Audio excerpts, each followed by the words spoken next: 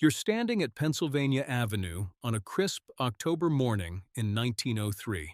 Horse carriages clatter past on cobblestone streets as the Capitol dome gleams white ahead. The air smells of fresh bread, coal smoke, and horses on these autumn cobblestone streets. Welcome to Washington, D.C. at the dawn of a new century, caught between two different worlds. A sleepy southern town transforming into the capital of an emerging world power even now. Today we walk these streets as they were over a century ago, block by block, street by street.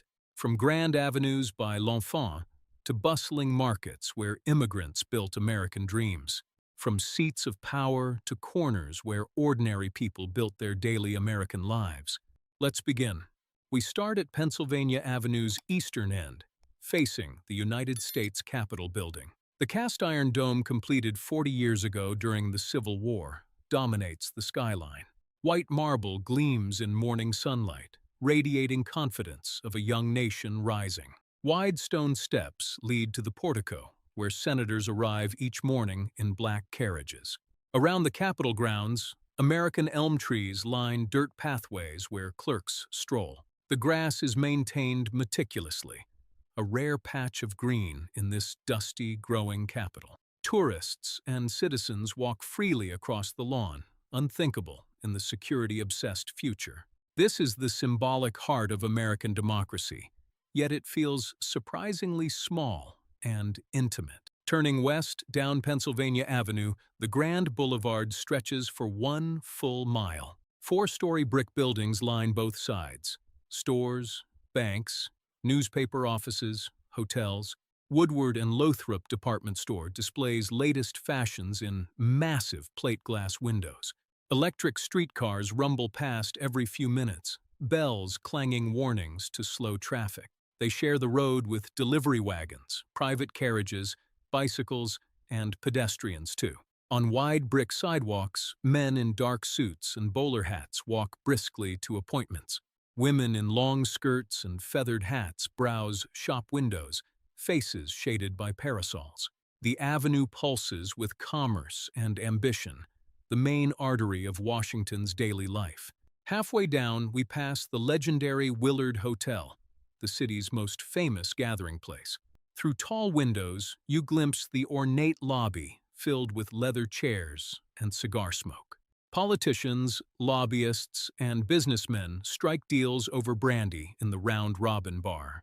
This is where the term lobbyist was born, from men waiting in the hotel's grand lobby. The hotel's Second Empire facade, with its mansard roof, epitomizes Gilded Age grandeur. Next door, the National Theater's marquee advertises latest productions from Broadway. Evening performances draw Washington's elite in white tie and gowns arriving in carriages. Continuing west, the massive Treasury building appears on your right, blocking the view. Its Greek Revival colonnade stretches an entire block.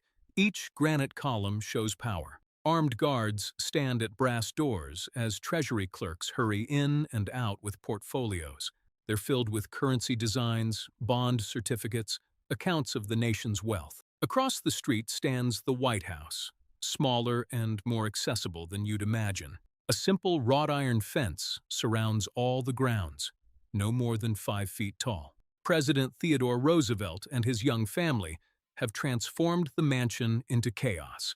Children roller skate through the East Room and smuggle ponies up the service elevator.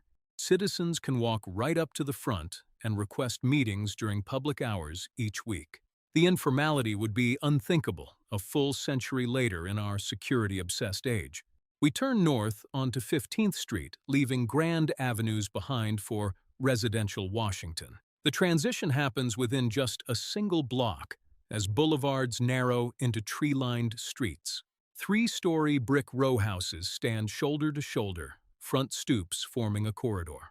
Gas lamps stand at every corner, still lit manually each evening by city lamplighters. Front stoops serve as the social heart where neighbors gather on warm summer evenings. Women shell peas and snap beans while chatting about church socials and grocery costs. Children play stickball and marbles in the street, scattering when carriages approach. Laundry hangs from ropes strung between buildings, white sheets snapping in the breeze. The smell of cooking drifts from windows, roasting chicken, baking bread, simmering stews. This is working-class Washington, where clerks and shopkeepers build middle-class lives. Heading east toward the commercial core, we enter the bustling market district near the mall. Center Market, an enormous covered structure of brick and iron, buzzes with chaos daily. The building spans an entire city block, interior divided into hundreds of vendor stalls. Farmers from Maryland and Virginia arrive before dawn with wagons loaded with produce. Apples, potatoes, cabbages, corn, and greens pile high on wooden tables and in crates. Butchers in blood-stained aprons display hanging sides of beef and pork from iron hooks. Fishmongers shout the day's catch from the Potomac and Chesapeake. Shad, rockfish, crabs. The sensory assault is overwhelming. Tang of blood, overripe fruit, thick tobacco smoke. Those iconic elements of American identity won't exist for another 2 or 3 decades. The mall is a work in progress here, a promise not yet fully realized or even imagined. Walking south toward the waterfront, we enter the southwest neighborhood along the Potomac. The transformation is stark as prosperous Washington gives way to grinding urban poverty. Wooden shacks and modest row houses line the unpaved streets that turn to mud after heavy rain. African-American families crowd into small spaces, multiple generations sharing few rooms. The legacy of slavery and failed Reconstruction is written clear in every alley and face. Segregation laws dictate separate schools, water fountains, entrances to all buildings. This is a capital city still deeply and deliberately divided by race and rigid caste. Yet, vibrant community thrives despite it all. Churches, lodges, clubs, and mutual aid groups. Neighbors help neighbors survive, share food, watch children, pool resources to bury dead. The strength required just to endure this daily injustice is absolutely staggering and humbling. The Potomac River flows wide and brown, carrying silt and debris toward Chesapeake Bay. Its banks are lined with weathered wharves and brick warehouses storing global goods. Steamboats and barges tie up at docks, unloading coal from Pennsylvania and southern lumber. Longshoremen work in synchronized crews here, their work songs carrying across the water. The air smells of creosote, river water, and acrid smoke from steamboat smokestacks. Across the river, Virginia remains almost entirely rural. Farms, forests, country roads. Arlington is just a village surrounding Lee's confiscated estate, now a national cemetery. For now, the Potomac forms a clear boundary between city and countryside, north and south. It's a dividing line between the industrial present and the agricultural fading past. As afternoon fades, we climb Capitol Hill toward residential neighborhoods east of the Capitol. Streets become quieter, more tree-lined, almost village-like despite being blocks from power. Victorian houses with wraparound porches sit behind white picket fences and small gardens. Roses climb wooden trellises. Vegetable plots provide produce through summer and autumn. Here live Washington's middle class, clerks earning $1,200 yearly, teachers, people building stable lives through steady work and virtues of thrift and temperance. The pace is slower here with children more visible playing hopscotch and jumping rope. The atmosphere feels almost suburban in its domesticity, normalcy, and modest comfort. As the sun sets behind the Capitol, dome gaslights flicker on across the city one by one. Lamplighters make their rounds with long poles touching flame to gas jets in street lamps.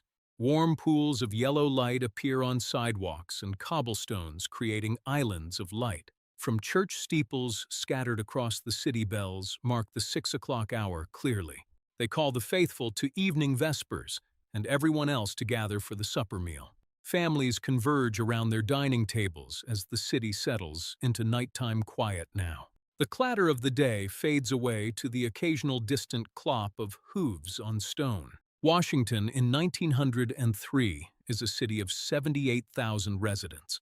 Small by global standards, but growing rapidly as the federal government expands its power. It's a city caught between two opposing worlds, Southern heritage and Northern ambition. This is Washington before it became the great imperial capital we recognize today worldwide. Before marble temples to Lincoln and Jefferson rose up to dominate the skyline forever. A city where you could still hear roosters at dawn and see brilliant stars at night. Where the president answered his own front door and senators walked to work without guards.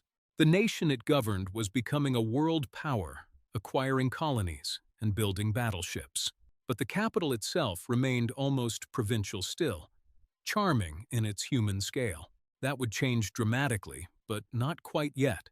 Not for a few more years and one war.